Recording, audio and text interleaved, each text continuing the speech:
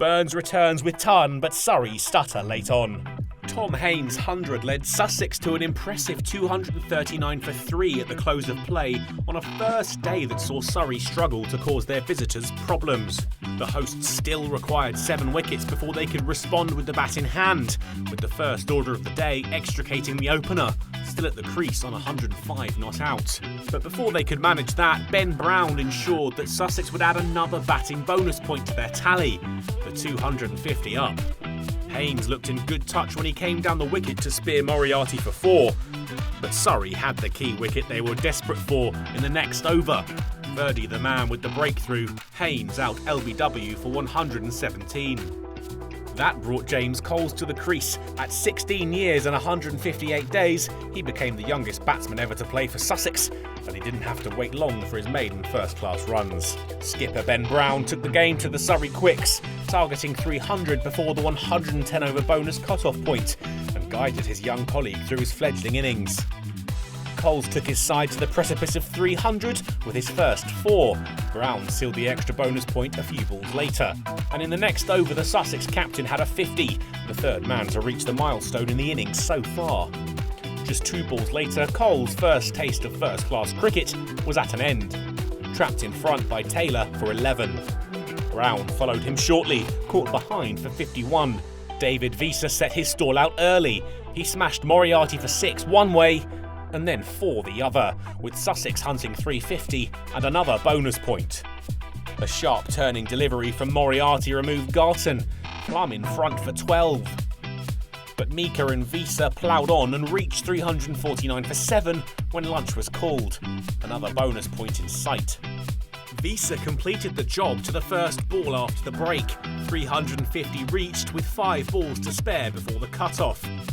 Mika departed in the next over, bowled by Moriarty as he came down the wicket to the spinner. Jack Carson joined in with Visa, Moriarty disappearing over the boundary not once, but twice as Sussex rocketed towards 400. Visa brought the total up with yet another 6 off the young spinner and sealed a 44-ball 50 in the process. He celebrated it with another maximum off the very next ball. He'd be out looking for one more, caught in the deep by Finch. Moriarty brought the Sussex innings to an end, Carson out for 21 and a second first-class 5 for sealed. He finished with figures of 5 for 154, Sussex all out for a mammoth 415.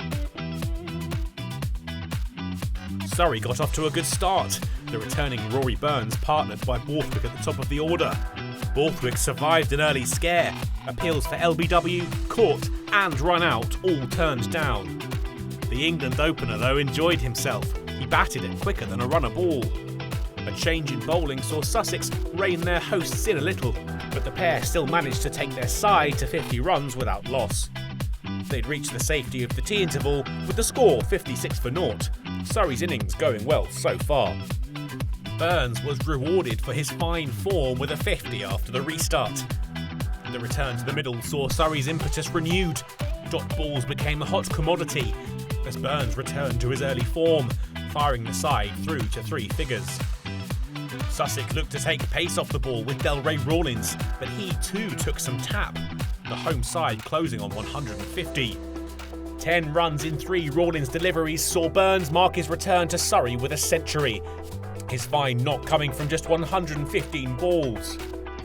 Borthwick followed his captain. Crocombe pulled for 1 to bring up his half-century.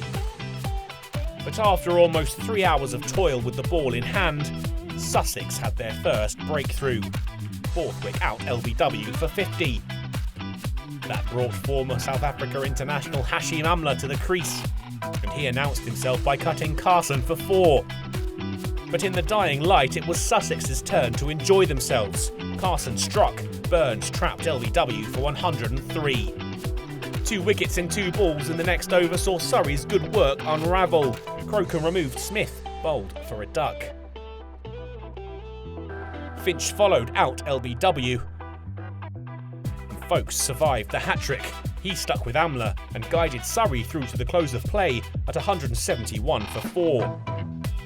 Surrey's impressive start had the gloss taken off of it. They still trail the visitors by 244 runs and will need to rediscover their early form with the bat if they're to hold back the Sussex surge.